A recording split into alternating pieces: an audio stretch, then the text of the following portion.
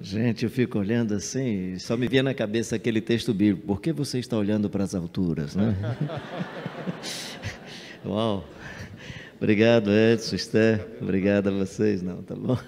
Obrigado ao Paulo, cadê o Paulo? Paulo, Roberto, Daniel, queria agradecer à igreja toda por essa acolhida, você não sabe como eu estou me sentindo bem, eu pensei que quinta-feira o médico iria cancelar a minha vinda até aqui, eu tive algumas complicações.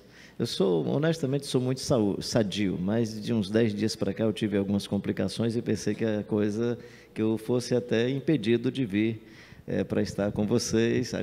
Segurei até quando, não, você pode ir, está tudo legal. Eu tenho um problema na válvula mitral esquerda, tem uma redução.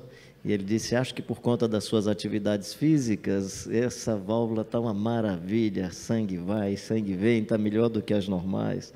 Assim, eu pratico muita atividade física, só para você ter uma ideia, eu gosto de fazer peregrinação. Nem sei se vou falar sobre isso hoje aqui, acho que não, mas eu gosto de fazer peregrinação. Caminhada de 150 quilômetros, eu caminho 150 quilômetros, 155 e descanso no 7º dia. Eu faço isso em 6 dias, descanso no 7º. Eu levo minha mochilinha, levo R$10 no bolso, nunca voltei com mais nem menos, nunca me faltou café da manhã, nunca me faltou almoço, jantar, nunca pedi almoço, nem jantar, ninguém, nunca pedi dormida, e nunca faltou um lugar, nem que seja um alpendre, um salão, uma sala de aula. Se é no espaço urbano, é mais difícil, né? Ficar nas ruas de São Paulo, por exemplo, é mais complicado. Uma vez eu cheguei na igreja e disse, aqui é a casa de Deus, dá para receber um filho de Deus? Não me receberam, cara, era durante o dia, o senhor marcou a agenda, tal, não, aí... Não chama templo de casa de Deus se um pobre não pode dormir nele. Não chama templo de casa de Deus se um pobre não pode passar uma noite, se não tem cama e não tem um lençol para se aconchegar. E aí, assim, graças a Deus tenho saúde, né? Gosto de caminhar, faço as minhas peregrinações, aprendi na peregrinação, uma vez eu arrumando a minha mochila, eu caminho sempre, desculpa, eu vou fazer essa palavra assim introdutória, daqui a pouco a gente começa a conversar coisa mais séria. E aí eu estava arrumando a minha mochila, e no semiárido não dá para ir com boina, isso aqui não é uma questão estética, é de proteção mesmo. E aí quando é no sol quente, no semiárido tem que ser um chapéu de palha, né? Aí eu estava colocando chapéu de palha, eu gosto muito de andar de sandália, mas aí pedra entra na sandália, você tem que ir de tênis. Todos os itens que eu colocava na mochila diziam respeito à proteção. Minha pele precisa de protetor solar, e tenho que colocar protetor solar, e comecei a perceber que tudo que eu colocava na mochila dizia respeito à proteção. Depois disso eu descobri que eu não uso mais roupa para representação, eu uso roupa para proteção. Por isso que eu tenho 2 paletós, que pediram até para eu falar sobre eles aqui, 2 pessoas. Fala sobre os 2 paletós, eu tenho 2 paletós, o Brioso, que tem 44 anos mais ou menos, e o Azulão, que tem uns 38, 39. Ah, foi você que pediu, agora que eu não sei duas que pediram, né? Brioso, ele é um cara chato. Brioso é aquele paletó que se acha o dono do espaço, né? Se ele tivesse vindo comigo e eu não fosse chamado para falar, ele ia ficar chateado. Eu não, fico sentado, não fui chamado nem para fazer uma oração, ele é assim, todo besta. Eu fui uma vez dar uma palestra em São Paulo, o voo atrasou um pouco, eu peguei o táxi, quando eu fui chegando no auditório, eu sabia que já estava mais ou menos no horário de falar. Quando eu fui chegando, o pessoal estava controlando a entrada, uma pessoa se aproximou e disse, o senhor já tem crachá? Eu disse, tenho não, minha querida. Então o senhor não pode entrar. Eu digo, tudo bem. Aí fiquei sentado ali. Daqui a pouco, o rapaz que estava coordenando, acho que na dimensão litúrgica, né? Tem um outro nomezinho para casamento, como é que é? Cerimonialista. Pastor, já está na hora do senhor falar. Eu digo, cara, eu estou aqui há uns 15, 20 minutos. O senhor é o pastor Carlinhos? Aí eu digo, sou, querido. Por que o senhor não disse? Você não me perguntou? Aí eu cheguei em casa, falei para o Brioso, cara, eu fui acolá no congresso, quando eu fui chegando, me barraram, não deixaram eu entrar. Claro, você não me levou. Se você tivesse me levado, teriam perguntado o seu nome. Eu digo, o meu não, que eu fui no perguntar, tinham perguntado o seu. Então, quando eu vou com o Brioso, eu percebo que ele chega mais do que eu. que ele controla mais do que eu. Uma vez eu estava falando sobre esses personagens com os pastores amigos meus, aí o Ricardo Barbosa, eu chamo de monge da vertente protestante, né? Os caras assim muito sábios. Ô Carlinhos, e quando você morrer, você quer estar vestido com brioso ou com azulão? Aí eu disse, puxa cara, eu não pensei nisso direito, mas me dá um tempinho aí. Já pensei, eu quero estar vestido com brioso. Por quê? Você acha que vai ficar um defunto mais bonito? Mas não, que eu quero matar um dia esse desgraçado comigo. Tem um brioso dentro de você, meu querido, tem uma briosa dentro de você, que se você não sepultar, ele vai aparecer mais do que a sua singularidade. Ele vai aparecer mais do que o substrato de Deus na sua vida.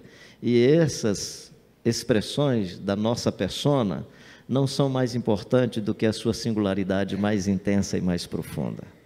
Então, se o grão de trigo caindo na terra não morrer, fica ele só, mas se ele morrer, produz muitos frutos. Pronto, falei assim rapidinho sobre o brioso e o azulão, vamos para conversar. Paulo, eu queria agradecer você, camarada, cantando com esse grupo aqui, eu fui a minha, imagina só, estou com uma boa memória, eu fui a minha infância, eu estudei numa escolinha chamada, hoje é o Colégio Deoclésio Ferro, e era um casal que apoiava as crianças do bairro, dando aulas de reforço e tal, e eu estudava nessa escolinha. E aí depois, já na universidade, o professor Acris, essa escolinha pequena transformou-se num grande colégio. Houve um evento lá em Fortaleza, reunindo vários colégios, e ele queria que eu, que tinha sido aluno, fosse dar uma palavra para aquele evento. E aí um grupo de um colégio foi lá, fez uma peça de teatro, outro grupo não sei o quê. E antes da minha fala, foi um grupo cantar, cara. Uma moçada que cantava bonito. Quando o grupo acabou de cantar, o professor Acris me chamou para dar a palavra. Quando eu cheguei, que peguei o microfone, eu levei uma vaia que não foi fácil. A molecada... Hoje, vocês cantando, eu pensei assim, quando o Edson me chamar para eu falar, o pessoal vai me vaiar. Mas vocês são bondosos e me acolheram mesmo assim. Queria agradecer por esse momento tão precioso de cântico, de louvor e de adoração, o que vocês propiciaram, todos que estavam participando, o que vocês propiciaram para todos nós, não é? Que legal, que bonito. Por que eu falo isso? Nós estamos num contexto brasileiro muito complicado.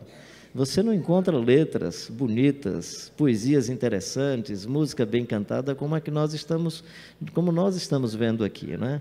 Nós temos no mundo protestante hoje certas linguagens que são uma espécie de versão uma versão protestante do pocotó, pocotó, pocotó, repete a frase, repete a frase, repete a frase, e o pessoal vai para as nuvens e tal, e fica no pocotó. E não é mais nada. Então, assim, é complicado. Quando você quiser ver fenômeno religioso, você procura se tem um paralelismo em algum espaço fora, para você fazer a comparação e dizer, é simplesmente um fenômeno social, é simplesmente uma catástrofe coletiva. Bem, mas deixa eu conversar sobre o que eu prometi hoje de manhã para vocês, que nós iríamos conversar sobre o Mateus, o capítulo 6, algumas partes do capítulo 6. Eu preciso tomar muito cuidado quando eu falo sobre esse texto. Eu preguei uma vez numa igreja em Fortaleza, e a minha intenção sobre a oração não é criar regras, receios e modelos de oração, muito pelo contrário, é de gerar em você uma intimidade com Deus de tal maneira que você se aproxima de Deus com toda a simplicidade e sem a burocracia da religião. Aí por que eu estou dizendo isso? Ainda que eu, com toda essa motivação, eu terminei a pregação, o culto acabou, meu carro estava assim no estacionamento, e aí eu fui pegando o carro e duas senhoras estavam conversando, e uma delas dizendo assim, não sei o que é que eu faço agora, conversando com a outra, não sei o que é que eu faço agora, irmã fulana, eu não sei mais como é que eu vou orar, porque depois que o pastor falou ali, eu querendo deixar a pessoa livre para oração, a senhora foi embora com uma certa pressão sobre tem um jeito de orar ou não tem um jeito de orar. Na verdade, quando Jesus fala sobre o jeito de não orar, no capítulo 6 de Mateus, ele vai dizer que a oração é uma dimensão simples e vai dizer como é que nós devemos orar. E é sobre isso que nós vamos conversar. Eu vou falar um pouco nessa parte introdutória sobre o próprio texto do capítulo 6, vou sinalizar as duas formas da não oração que está no capítulo 6, versículo 5 e no capítulo 6, versículo 7, depois a forma da oração, que é o capítulo 6 e versículo 6, e aí, Paulo, aquilo que eu combinei com você, eu dou uma parada para a gente cantar uma música que foi cantada hoje de manhã. Que é essa música sobre o jardim, né? Coisa linda. E eu vou tentar fazer uma aproximação do jardim com a palavra tameion, que é essa expressão: entra no teu quarto e, fechada a porta, fala ao teu pai que está em secreto. Eu espero que essa informação eu tenha negociado com você alguma expectativa para não oferecer mais daquilo que eu posso, e para que nessa negociação da nossa conversa eu possa corresponder àquilo que está no seu coração. E desculpa se não for para além daquilo que é o que você espera, mas eu estou apenas dizendo o que é que eu posso oferecer para você hoje à noite. E no demais, é a graça do Espírito Santo, é o poder do Espírito Santo invadindo a sua vida e abençoando o seu coração, que é o mais importante em todo esse contexto.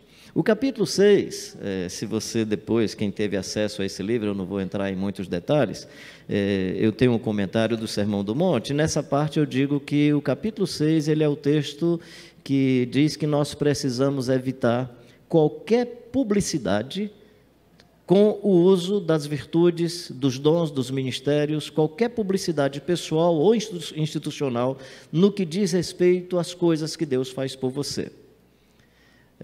Algumas ilustrações rápidas sobre isso, de como não usar de forma publicitária uma bênção de Deus sobre a vida. Jesus está caminhando, aparece um religioso muito importante da época, chamado Jairo, e diz: Senhor, a minha filhinha está terrivelmente doente. Vá à minha casa e ore pela minha filha, impõe as mãos sobre a minha filha e ela será curada. Tem várias lições que a gente aprende no contexto, o encontro de Jesus com aquela senhora que sofria de um problema hemorrágico há mais de 12 anos e é curada no caminho. Eu não vou entrar, não vou tomar nenhum detalhe sobre isso, eu queria só chegar na parte final. Jesus se aproxima da casa e diz assim, ali as pessoas se aproximam e diz: Jairo, não perturba mais, porque a menina já morreu. E eu presumo que Jesus não faz um diagnóstico equivocado quando ele diz: não, ela está dormindo, fiquem tranquilos, ela está dormindo. Tem duas possibilidades. Uma é que Jesus sabia que a menina iria ressuscitar, então para Jesus é apenas um sono, porque ela vai ressuscitar. Mas eu acho que o outro propósito de Jesus é uma pedagogia com os seus discípulos. Porque, gente, eu imagino que se fosse eu e o Edson, sabendo que aqui na cidade tinha uma menina que tinha morrido e nós iríamos orar, e a menina ia ressuscitar, eu presumo que eu ia chamar SBT, Globo, Record, pessoal aí, os youtubers, todo mundo, essa turma aí, para dizer: olha, na hora que a gente for orar, a menina vai se levantar. Você já viu gente que dá testemunho? Não, porque eu quebrei o olho, a perna furou para o lado. Não precisa, conta a história tal qual ela é. E aí Jesus diz: não, a menina só está dormindo. E aí quando ele entra na casa, ele só leva Pedro, Tiago e João, o pai e a mãe da menina, pega na mão da menina: Talita cumi, menina, levanta-te. E aí diz assim: não contem, dei de comer a criança e não contem para ninguém. 2000 anos depois eu estou contando. Então tudo indica que Jesus não está dizendo: não contem, não testemunhem. O que Jesus está dizendo é uma informação pedagógica para os seus discípulos não tirarem proveito das virtudes, dos dons e dos ministérios. É não se projetar, não manipular as pessoas, não controlar as pessoas a partir daquilo que Deus faz na sua vida. Então o capítulo 6 trata da justiça, trata da filantropia, do jejum e da oração. Assim, rapidamente eu posso dizer sobre a justiça: não tratem das questões da justiça buscando publicidade na sociedade, não façam justiça para serem vistos pelas pessoas. Ou seja, se o pai vai lidar com uma questão de dificuldade com a filha em casa, digamos, só uma ilustração, por favor, eu espero ser compreendido. Digamos que a menina engravidou precocemente, sem ainda ter se casado. Não decida sobre o acolhimento e o amor pela sua filha baseado na pressão da sociedade nem da igreja. Por favor, exerça o amor e saiba que naquele ventre tem um ser humano feito à imagem e semelhança de Deus, e você vai ser vovô e vai ser vovó, e abençoa e abraça essa sua filha, acolha essa sua netinha, não abandone, por favor. Mas se você for agir Baseado na pressão da sociedade, você não vai ser justo, não vai ser justa com a questão. O texto sobre o julgamento de Jesus diz que o Pilatos olhou e falou: eu não vejo nele mal algum. Aí o texto continua e diz: mas por causa do grito da multidão. E aí, por causa do grito da multidão, ele chamou Barrabás. Ou seja, não pratique a justiça com seus filhos, filhas, no seu ambiente de trabalho ou em qualquer lugar, baseado na pressão da sociedade. Aliás, essa é uma premissa para juristas. Não pratique a justiça baseado no grito do povo. Faça a partir dos critérios da justiça. Sobre a filantropia não deixe que a mão direita veja o que a esquerda está fazendo ou que a mão esquerda veja o que a direita está fazendo. Que é um tipo de frase que não funciona legal no Brasil, porque nunca a esquerda vai reconhecer o que a direita faz e a direita nunca vai reconhecer se a esquerda fizer alguma coisa boa. Mas não é disso que Jesus está falando. Jesus está falando: cuidado para você não fazer filantropia para se autopromover. Aliás, só um parêntese rápido sobre isso. Quem faz filantropia, quem procura ajudar pessoas, tem dois riscos nas atividades filantrópicas. É de manter a pessoa necessitada na inércia, por isso que toda filantropia deve ser temporária, em situações de catástrofe, situação de guerra. Você pratica a filantropia até que as pessoas possam voar com as suas próprias asas, caminhar com as suas próprias pernas. Então, uma das limitações da filantropia é manter o necessitado na inércia. E a outra grande limitação da filantropia é porque quem faz filantropia, assistência social, geralmente se autopromove com isso. Você pode observar nesses períodos assim de campanha política, todo mundo cuida de pobre, todo mundo vai ajudar o pobre, porque ele é um discurso legal para promover as pessoas. Então, cuidado, não utiliza do pobre como imagem pública para autopromoção. Sobre o jejum, Jesus vai dizer: quando você for jejuar, faça o jejum discreto, não apareça para ninguém e tal. Jejum público pode acontecer, está lá no Velho Testamento. Quando a sociedade diz assim: nós estamos dizendo para vocês que nós somos desgraçados, ruins, e vamos jejuar publicamente para dizer o quanto nós somos safados. Então, quem faz jejum público não é para fazer barganha com Deus. Quem faz jejum público é para dizer o quanto ele é ruim. Pode olhar, no Antigo Testamento. O pessoal de Nínive, de todo lugar. Todo jejum público não é para autopromoção. Todo jejum público é para confissão. É como se nós disséssemos publicamente: eu estou tão chateado com o meu contexto, eu estou tão chateado com as nossas injustiças, eu estou tão envergonhado com as nossas maldades, que vou resolver não me alimentar mais durante tal período. Tá legal? Então, o capítulo 6 não use publicitariamente as virtudes espirituais. Sobre a oração, capítulo 6, versículo 5, não ora como os hipócritas, porque eles gostam de orar nas sinagogas, em pé nas sinagogas, nas esquinas, porque eles querem ser aplaudidos, eles querem ser reconhecidos. Jesus não está condenando a oração pública, por favor. O que Jesus está dizendo é: não orem publicamente. Coisa linda, né? Eu estava pensando, Roberto orando aqui, além das frases lindas que ele estava proferindo, a voz abençoadora. Eu não sei se você degustou a voz enquanto o Roberto orava. Eu estava ali,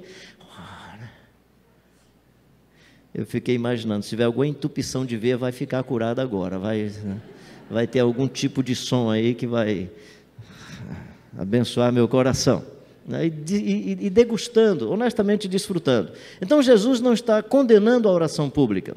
Jesus está dizendo: cuidado para você não utilizar do espaço público para autopromoção, tendo a oração como instrumento de propaganda. É isso que Jesus está dizendo. Então, uma das coisas não faça da oração, das virtudes espirituais, e aí eu poderia trazer, inclusive, para a exposição bíblica. Cuidado, Carlinhos, não faça da exposição bíblica um instrumento de prestígio, de se tornar famoso, de ser uma pessoa muito especial. Há uma linha muito tênue entre o bom testemunho e a fama. É uma linha muito tênue entre o testemunho e o prestígio, e a gente precisa o tempo todo estar com muito cuidado a respeito disso. Há uma linha muito tênue entre o poder e a usurpação do poder. Por que eu estou falando? Porque eu tenho o poder da voz. Por que eu ainda estou me deslocando? Porque eu ainda tenho o poder necessário. Nós precisamos ter o poder. O que nós não podemos ter é a usurpação do poder. Nós não podemos usar o poder para destruir vidas e destruir pessoas. Então, o que Jesus está dizendo é: cuidado, cuidado. Depois Jesus vai dizer uma outra coisa, que é não ora como os gentios. Se você pegar as traduções que nós usamos mais, João Ferreira de Almeida, a versão internacional, todas elas têm duas traduções para esse texto. Não ora como os gentios ou não ora como os pagãos. Se eu estou diante de uma comunidade judaica, que o gentio é aquele que não é descendente de Abraão, essa palavra faz um sentido extraordinário na sua cultura e na sua mente. Se eu estou diante de uma comunidade católica e eu falo não ora como os pagãos, eles vão entender que é aquele que não foi batizado, que não passou pelo carisma do batismo, então ele é pagão. No protestantismo, eu acho que a palavra que melhor funciona, eu acho que essa é a ideia do texto, seria não ora como os idólatras, e eu não encontro nenhuma tradução que traga essa palavra, mas eu acho que essa é a ideia do Jesus de Nazaré. Não ora como os idólatras, porque eles acreditam que pelo muito falar, ou pela repetição das suas palavras, eles são ouvidos. Então, no caso do que Jesus está falando, ele está dizendo a técnica da repetição das palavras, ele acredita que ele vai dobrar a divindade para o seu interesse. Não ora como os idólatras, porque eles acreditam que eles têm uma técnica mágica, eles acham que eles têm um jeitinho mágico para fazer Deus se dobrar para o seu interesse. Então, não ora pensando que você vai dobrar Deus para as coisas que você deseja na vida. Isso é muito sério, meu querido, porque a questão não é o jeito de orar, a questão é qual é a compreensão que eu tenho sobre Deus. Deixa eu trazer para o nosso contexto, e eu espero ser bem compreendido. Eu sou de uma denominação que lá no nosso Nordeste, por muito tempo, o poder político, digamos, da organização institucional, gravita entre o Ceará e o Rio Grande do Norte. Eu me lembro que era uma época de eleição, o pessoal me chamou para uma reunião antes de ter o processo da eleição da instituição, e eu tinha naquele dia, numa terça-feira, eu tinha um compromisso com crianças pobres num bairro lá em Fortaleza. Eu cancelei o meu compromisso para ir para essa reunião. E eu não sabia qual era todo o conteúdo da reunião. Quando eu cheguei na conversa de corredores, era o pessoal, olha, a gente pega o fulano de tal, traz como vice-presidente que vai tirar voto do fulano e tal. Eu descobri que era todo um jogo de uma politicagem religiosa que não me agrada, que não me interessa e não quero gastar tempo com isso. Mas assim, para não parecer arrogante, eu fiquei para a reunião, eu não saí. E aí o rapaz que estava dirigindo a reunião, nós fizemos um círculo assim, sentou todo mundo e disse, pastor Carlinhos, você poderia fazer uma oração convidando Jesus para estar com a gente, para abençoar a nossa reunião? Eu disse, sou nem doido, cara. Nem eu estou querendo ficar nesse negócio, vou chamar Jesus para isso não. Jesus vai ficar chateado comigo, meu querido. Tenho coragem de pedir Jesus para vir para cá, não. Ou seja, você pensa que orar em nome de Jesus é uma frasezinha mágica que vai dobrar Deus para fazer o que você quer, porque essa frase é poderosa. Esquece isso. Orar em nome de Jesus é orar em torno daquelas coisas que Jesus diz, nisso eu boto a mão no fogo com você. Orar em nome de Jesus é fazer aquelas coisas que Jesus faria se estivesse conosco. Então, orar em nome de Jesus não é uma frasezinha mágica. Se você ora em nome de Jesus, pensando que de maneira mágica você vai dobrar Deus aos seus interesses, você está orando com o mesmo espírito dos idólatras que acham que podem dobrar as suas divindades aos seus interesses. Não vou fazer propaganda de livro, não, e aproveito e faço. Né? Esse livro aqui é o que eu toco mais nesse assunto, que é a chave desse livro, assim, a ideia desse livro é, em toda religião, o devoto faz da divindade o despachante dos seus interesses.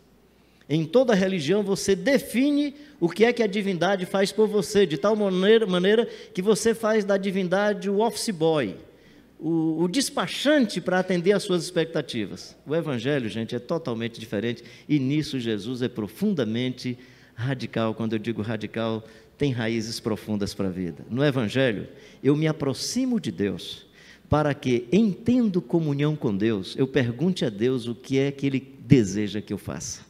Então, enquanto na religião a divindade obedece ao devoto, no Evangelho o discípulo sai obedecendo a Deus. Ele sai obedecendo a Deus. Tudo é muito diferente. Então, a oração não é... Por favor, de novo eu fico preocupado de você agora, quando for orar, ficar preocupado com as frases, né? Mas deixa eu dizer uma coisa que é um sentimento meu. Eu não consigo dizer, ó Deus, tenha misericórdia do fulano. Sabe por quê? Porque parece que eu tenho misericórdia e estou lembrando a Deus para Ele ser misericordioso tanto quanto eu. O que eu digo é assim: meu Deus, me ajuda nessa situação, a aprender da tua misericórdia para que eu seja mão de Deus aqui nessa situação. Pai, me ajuda nessa situação em que a pessoa está precisando de socorro. Eu lembro uma vez, eu estava com um dinheirinho legal no bolso, fui orar por um cidadão, e ele disse que não tinha almoçado, não tinha jantado. Aí quando eu fui dizendo: Senhor, providencia o alimento, aí me veio a resposta: está no teu bolso, não fala comigo sobre isso.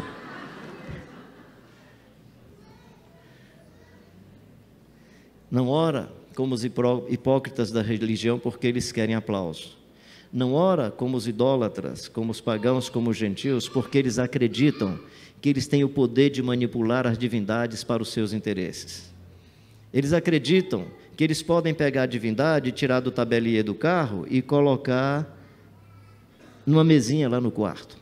Ele acredita que ele pode pegar a divindade, tirar da parede e colocar no bolso. Ele vem para o mundo protestante, que tem uma percepção idolátrica não materializada, aí ele não tira a divindade para colocar no bolso, mas ele pensa que pode decretar para a divindade e determinar, porque ele tem poder sobre a divindade.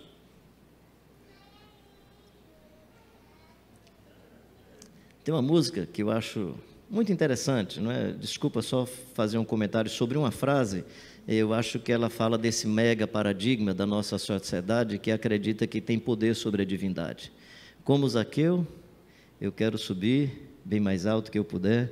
Engraçado que no Evangelho o Mateus desce, né? Depois, na música o cara só sobe, nem que seja pisando os outros, né?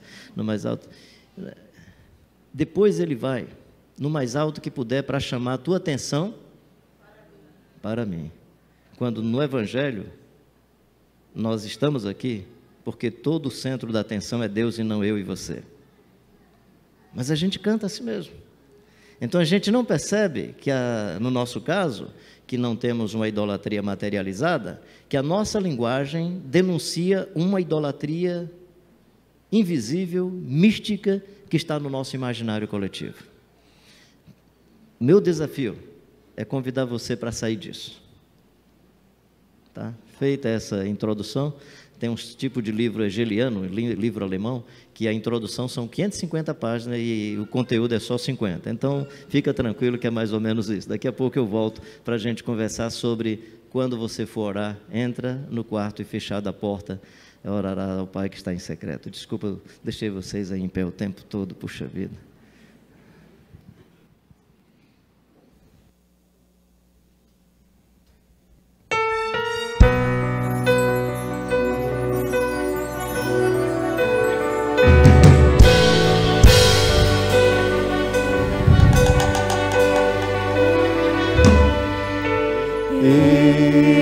Estou no meu jardim, tranquei a porta, abri meu coração, peguei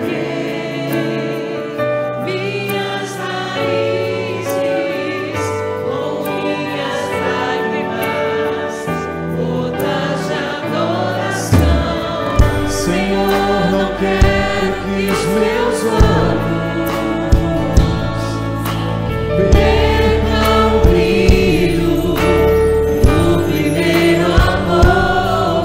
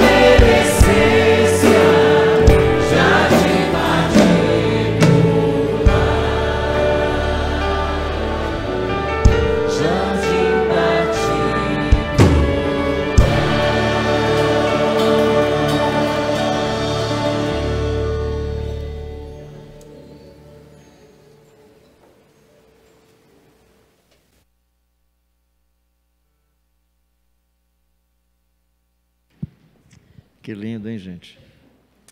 Resgata-nos, Senhor, dessa cultura da idolatria, onde nós achamos que temos poder de controle sobre a divindade.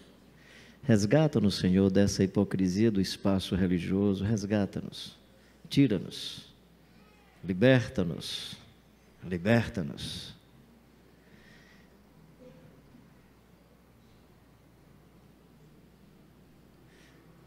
O médico Lucas sinaliza um momento interessantíssimo, quando os discípulos dizem: Senhor, ensina-nos a orar, como João também ensinou aos seus discípulos. É como se os discípulos dissessem: Senhor, o senhor está muito atrasado.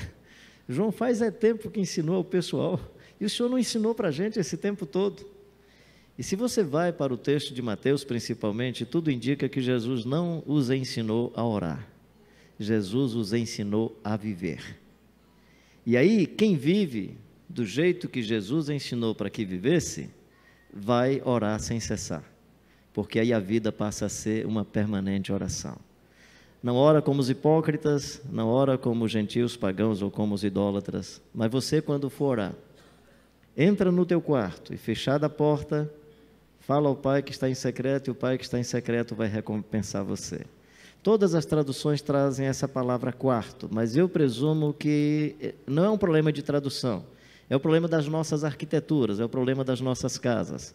Nós não temos o tameion. Talvez em algumas casas rurais, no mundo rural, você encontra alguns tameions, alguns sítios você vai encontrar o tameion, algumas chácaras talvez tenham o tameion. O que é o tameion? Não é a despensa, nem é o quarto. A palavra que está aí para o texto é tameion, que é um quarto subterrâneo. Uma espécie de espaço onde você joga os bregueços e os cacarecos, que eram objetos da agricultura, que você vai colocando ali. Pode ser que um dia eu precise desse pedaço aqui do arado, aí coloca ali. Quebra o cabo de uma enxada, mas eu vou guardar aqui. É aquele quarto que, quando você visita, tem casa de aranha, aquela gatinha que estava prenha, que fazia parte ali da convivência da família, que desapareceu 3, 4 dias, você chega lá, os gatinhos nasceram ali. Tameion é um lugar extremamente bagunçado, gente. E eu presumo que Jesus não está falando de uma geografia da casa, de um espaço da casa. Jesus está falando do espaço da minha alma e do meu coração. Ele está dizendo: entra no teu tameion, entra nesse quarto bagunçado da sua vida, entra nesse ambiente cheio de cacarecos, entra nesse ambiente que está tão desorganizado, entra nesse ambiente que perdeu a candura, que jogou fora a ternura, entra nesse ambiente que não sabe mais como lidar com o amor, com a misericórdia, entra nesse ambiente que não sabe mais como que lida com a reconciliação e a paz, entra nesse ambiente confuso, entra, mergulha nesse ambiente da sua interioridade. E aí o texto diz: porque o Pai já está presente lá. O que o texto está dizendo é que quem não está presente sou eu. Quem faz tempo que não mergulha na interioridade, eu é que faz tempo que não mergulho na minha interioridade. Faz tempo que você não dá uma olhada para as confusões, contradições, imperícias, perversidades e maldades que estão dentro de você. Foi um amigo meu que me alertou há poucos dias, eu conversando com ele numa ligação, um amigão meu, um pastorzão assim maravilhoso, e aí eu chateado com uma pessoa, né? E aí eu disse: rapaz, eu estava querendo era que o desgraçado morresse. Aí ele disse assim: Carlinhos, cuidado, porque a tua percepção da maldade que ele faz está fazendo com que a maldade, que é a semente que está dentro dele, comece a ser plantada no seu coração, e você só não está matando todo mundo, mas você está matando alguém de maneira seletiva. Entrei no meu tameion e eu percebi a minha maldade. Entra no teu tameion, entra no teu quarto e fecha a porta, e o Pai que está em secreto vai ouvir você. Não sei como é que é com você, não é? Lá em casa é meio bagunçado, assim, é impressionante. Depois da oração da Kelvinha, minha filhinha tinha mais ou menos 4 anos de idade, aí a gente estava sentado à mesa, ela: pai, queria te agradecer e tal, agradeceu algumas coisas, e terminou: pai, manda todos os pobres do mundo para vir almoçar, para vir comer com a gente aqui em casa. Ainda bem que Deus não respondeu a oração, mas transformou o coração do pai da Kelvinha. Aí eu aprendi que a nossa mesa não era mais mesa só nossa, era mesa de quem chegasse. Estava uma vez com um amigo meu que é professor aqui na USP, ele estava sentado lá em casa, aí entrou uma senhora, e essa senhora? Eu digo, rapaz, alguém disse para ela que podia entrar, mas ela está abrindo a geladeira. Pois é, falaram para ela. Aí depois entrou uma adolescente, e essa menina, deve ser filha, sobrinha, sei lá. Então, nossa casa é bagunçada. Então, mas, em geral, o que é comum é assim, você não conhece muito a pessoa, vai só até a varanda da casa. Conhece mais ou menos, vai até a sala da casa. Se é uma amigona legal, que conhece a sua vida, conhece seu coração, você está ajeitando o quarto, o espaço da sua intimidade, conversa, pois é, minha querida, e pega um vestido para um lado, uma roupa para outro, porque você só leva para os espaços mais íntimos da sua casa as pessoas mais queridas e mais íntimas. Eu sempre que entro assim numa casa de família, se um dia você me convidar, pode ficar tranquilo, primeira coisa que eu faço é tirar minha sandália. Para comunicar, diminuir uns 2 centímetros, complicado. Para comunicar para mim, é uma comunicação para mim, que eu quero deixar todas as minhas sujeiras, todas as poeiras da estrada, aí eu começo a pensar nas poeiras do meu coração, nas poeiras da estrada que eu estou adentrando num ambiente que é muito sagrado, que é o ambiente da sua família. E aí o que acontecer ali naquele ambiente familiar, eu vou ter todo o cuidado para não invadir, para não comentar, porque quando você abre a porta para mim, você está dizendo que eu sou uma pessoa que você tem tanta confiança que permite o espaço da sua intimidade. Entra no teu tameion e fechada a porta. Jesus usa essa analogia dessa invasão da casa para falar sobre oração, porque para Jesus não é o que eu falo, não é o que eu digo, não é o que eu passo, para Jesus a oração é a experiência mais profunda de intimidade e amizade com Deus. Razão pela qual a oração é, acima de tudo, intimidade com o Pai. E aí quando você tem intimidade com o Pai, você fica atento e atenta à vontade do Pai para a vida. A minha comida, diz Jesus, é fazer a vontade do Pai que me enviou. Jesus é fascinado pela vontade do Pai. Pai, se possível, passa de mim esse cálice, mas não seja como eu quero, seja como tu queres. Então, minha querida, meu querido, não se preocupe com seus pecados, com as suas falhas e com seus erros. Não se preocupe com as suas imperícias, com as suas pisadas de bola, porque quando você abrir o coração e confessar para Deus, é Deus, pois é, meu querido, eu sabia antes que você caísse, eu já sabia. Você veio saber só depois. Algumas pessoas dizem assim, Deus provou o Abraão porque Deus queria saber até onde é que o Abraão iria. Não, Deus já sabia, quem não sabia era o coitado do Abraão. Quem não sabe sobre você, sobre mim, eu é que não sei. Enganoso é o coração e corruptamente perverso, quem o conhecerá? Qual é a chance que eu tenho de conhecer melhor o meu coração? Aproximando-se de Deus, na mais profunda intimidade, de tal forma que a presença do Jesus de Nazaré, a plenitude do Espírito Santo na sua vida, lhe ajude a equacionar todas as questões da vida e da existência, lhe ajude a discernir todos os passos e os caminhos da vida, e lhe dê paz na alma e no coração. Entra no teu tameion e, fechada a porta, fala ao Pai nesse ambiente do segredo da vida. Diga sobre você, até para você se autocompreender, diga sobre você aquilo que você não diria publicamente. Diga sobre você aquilo que você não diria para as pessoas mais íntimas, mas converse com Deus, não para dizer para Deus, para dizer para você escutar. E escutar na presença de Deus, escutar com temor e tremor. Entra nesse espaço da alma e do coração, para aprofundar a sua amizade, meu querido e minha querida, e a sua comunhão com Deus, para que você e o Pai sejam um, como Jesus e o Pai são um, para que a partir desse ambiente da oração íntima com Deus, eu seja íntimo com você também, possa lhe respeitar, lhe apreciar. Olha que coisa linda, gente, olha como o Jesus de Nazaré para mim é encantador, de fato é um personagem, tem cada coisa que Jesus faz que eu me encanto. Mulher samaritana, possivelmente vivendo uma experiência de muita vulnerabilidade, de muita dificuldade. Jesus chega e diz, 5 maridos já tiveste, e o marido que agora você tem não é seu marido. Imagina só, uma senhora bonita, que não ficava muito tempo sem ter alguém, então tudo indica que era uma pessoa que foi vulnerável a muitas cantadas, e aí está ali, sozinha, um jovenzão bonitão, sentado, os discípulos saíram, só eles dois. Eu acho que aquela senhora deve ter ficado numa insegurança tremenda, ou numa expectativa assim de, ai, lá vem mais um. Outra perturbação, importunação, vai me importunar. Aí Jesus olha, minha querida, você pode me dar um copo com água? Só quero água, não quero lhe explorar, não vou lhe desrespeitar, me arranja um copo com água, por favor, quero água. E a partir daí vai abrindo o espaço, a ambiência e pavimentando uma intimidade tal que chega um ponto que ela vai aos seus amigos e amigas e diz assim, eu encontrei alguém, ele é verdadeiramente o Filho de Deus. Entra no seu tameion, querida, nesse espaço da alma.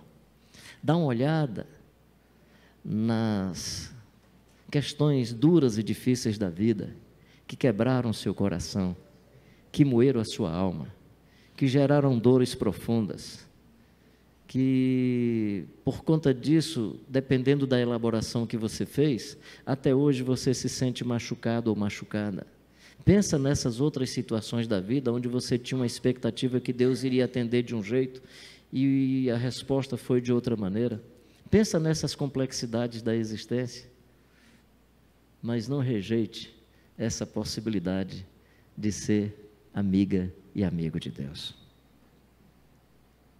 E aí quando você for orar, que de novo não é um jeito de orar, dá para a gente perceber no texto que é um jeito de viver.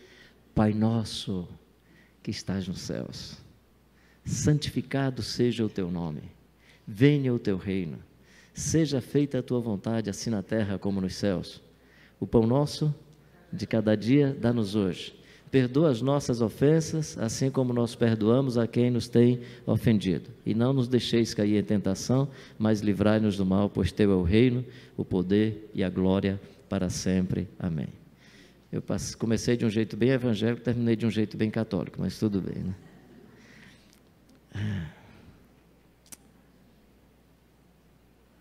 Algumas traduções dizem assim, paizinho, Abba, Pai. Olha que coisa linda. Essa expressão não é paizinho nem...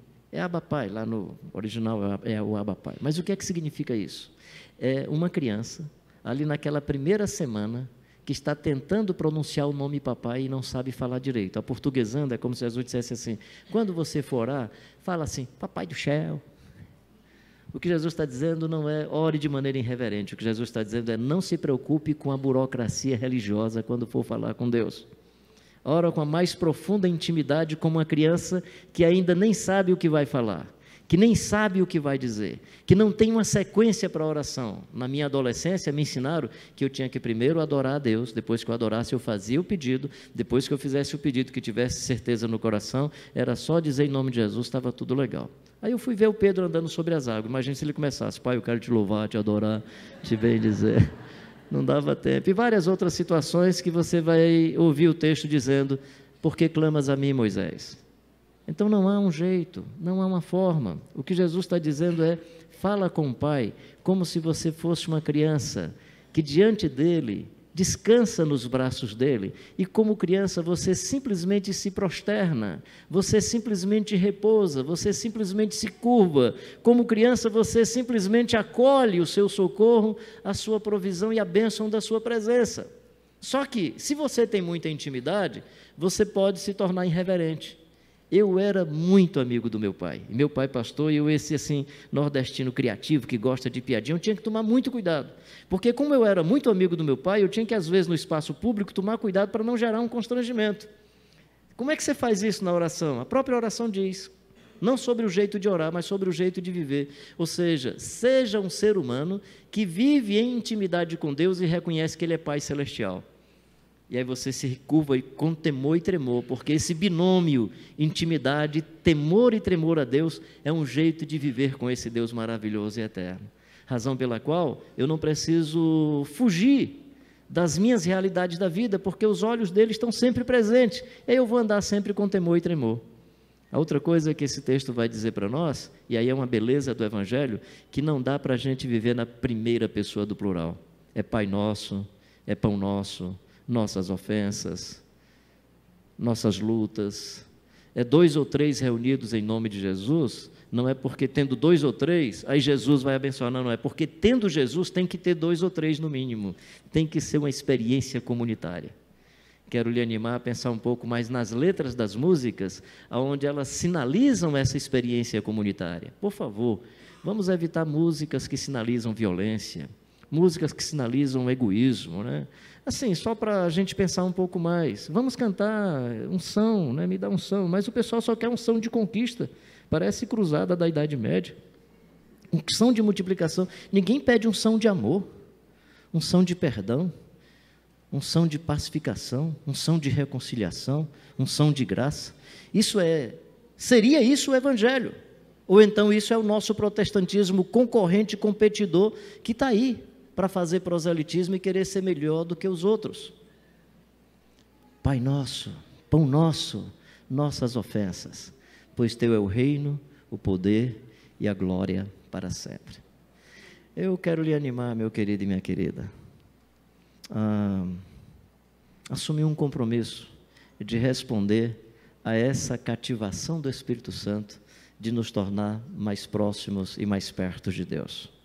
E aí, aproveitando as letras das músicas que nós cantamos hoje à noite aqui, aí sim, você será um adorador, porque você é um adorador quando alguém perceber Deus através de você. A adoração não é o que eu falo, o que eu expresso, é também adoração, mas adoração é quando alguém, por causa de um gesto seu, por causa de um testemunho que você deu, por causa da sua vida, se alguém se lembrar de Deus, você está adorando.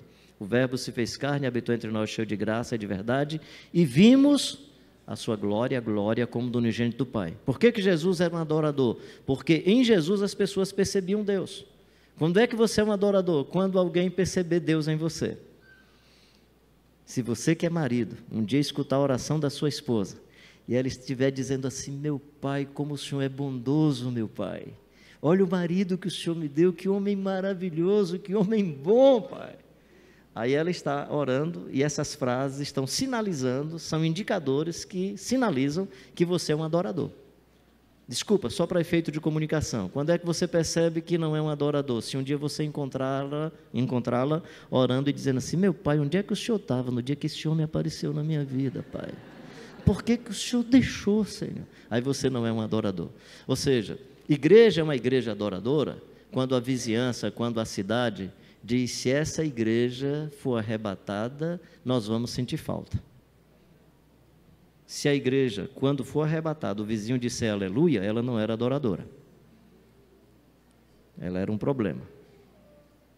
Ela era um problema. Entra nesse espaço que só você pode invadir. Eu não tenho nem o direito, nem a liberdade de invadir esse espaço da sua interioridade. Só você. Só você tem a chave dessa porta.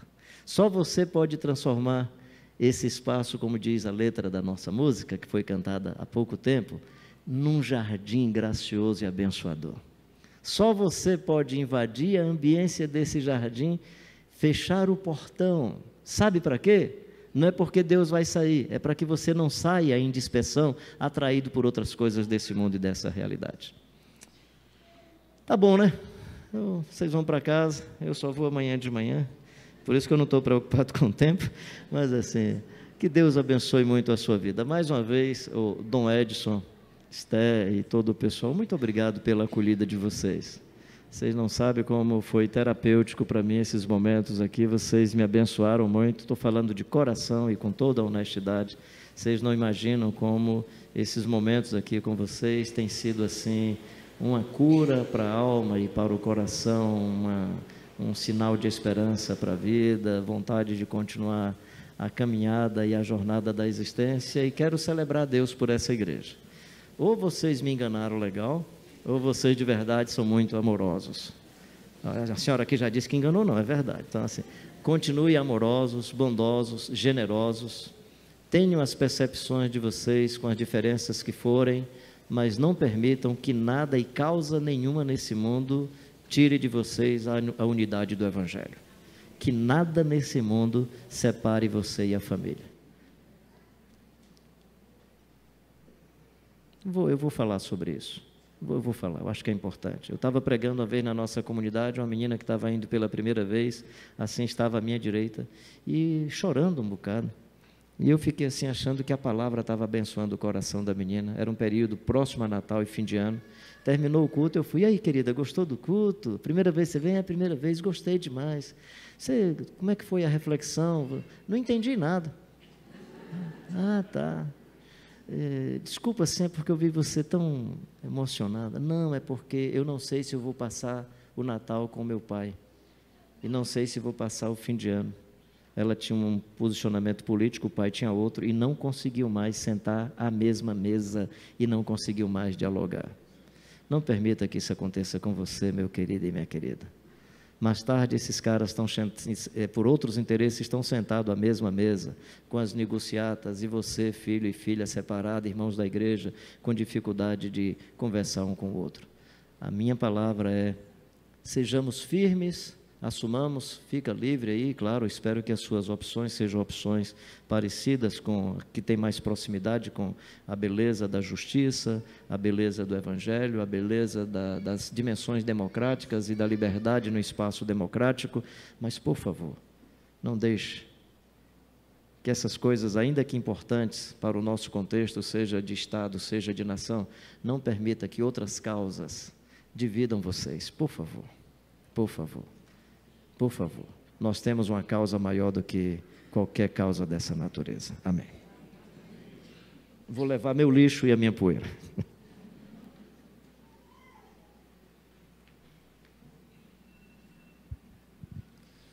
O celular não apenas toca dizendo que está chegando o fim, mas o nosso coração também fica mais apertado agora. Até porque desde ontem a palavra de Deus sempre dá uma torcida assim na gente e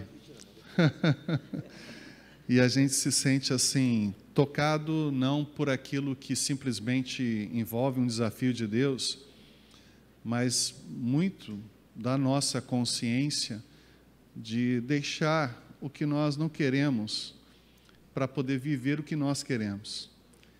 Antes de entrar na presença de Deus, a gente precisa sair de onde nós estamos.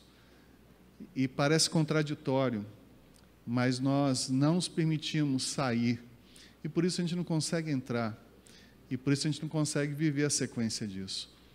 É o nosso sentimento nessa noite, nesse fechamento dessa palavra, que Deus te usou de forma maravilhosa, pastor. Nós queremos agradecer ao Senhor por isso, e dizer que o Senhor marca esse tempo, a nossa vida, a nossa igreja, marca as nossas gerações. Lá atrás ainda tem livro, Paulo. Você pode adquirir um dos livros, Séfora que está à frente. Tem revista ainda, Séfora, aí? Acabou. Mas se você quiser fazer, de repente, a sua assinatura, Revista Ultimato, você pode entrar no site deles, fazer a sua assinatura, uma revista cristã maravilhosa, os artigos, o material que tem trimestralmente, é bênção de Deus. Eu quero, nesse tempo, agradecer a Deus pela vinda e a estadia, a ministração formal aqui, informal, nessas horas que vivemos com o pastor Carlos Queiroz. Eu quero convidar vocês a se colocar de pé. O coro vai terminar cantando, nós vamos terminar assim nessa noite. Mandovícia, muito obrigado pela presença da senhora aqui. Nós nos sentimos muito honrados com a sua presença, com a sua vida, com a sua história. E a nossa oração é que Deus continue fazendo da senhora essa inspiração para todos nós, de grande serva do Senhor, de grande filha do Senhor. Nós terminamos aqui esse nosso momento. Eu sei que lá fora tem muita coisa boa ainda, não que sobrou do nosso almoço, mas que foi guardado, reservado para aqueles que não vieram no almoço. Então passa por lá. Tem muitas fotos, você que acompanha essa história da igreja, a Ângela, juntamente com o pessoal, ela preparou esse material, dá uma passadinha lá, tenta ver se você consegue se ver nessas fotos, ou se você conhece pessoas que estão ali naquelas fotos. Tenho certeza que vai ser muito legal viver esse espaço ali. Vamos orar? Vamos fechar esse tempo nosso. Pai, nós te agradecemos por tudo que vivemos aqui. Que bênção, pastor Carlos Queiroz. Que bênção a sua ministração entre nós. Nesta noite, o nosso desafio é sair para poder entrar. Que palavra e que expressões retratam de forma tão soberana esses desígnios do Senhor sobre nós. Pai, nos ajude a sairmos, a deixarmos, para que assim possamos entrar e possamos receber o Senhor, possamos estar com o Senhor, possamos seguir com o Senhor.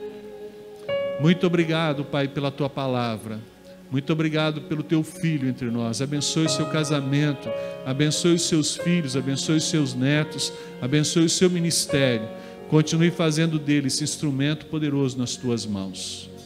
Agora, Pai, sobre a vida da irmã Domícia, aos membros fundadores, às famílias aqui representadas, a alegria, a vivacidade da vida da Beatriz, nós pedimos que o amor do Senhor, a graça de Teu Filho Jesus Cristo, a comunhão e a consolação do Teu Santo Espírito esteja com o Teu povo aqui, que vai ser igreja a partir de agora, com o Senhor nas suas casas, nos seus condomínios, nos restaurantes que alguns passem, no trânsito, a enfrentar essa semana. Que o Senhor continue fazendo deles esta extensão do coletivo aqui, que cantou, que adorou, que louvou, que ouviu e que quer viver esta palavra. Nós assim lhe pedimos, nós assim oramos, no nome de Jesus. Amém e amém.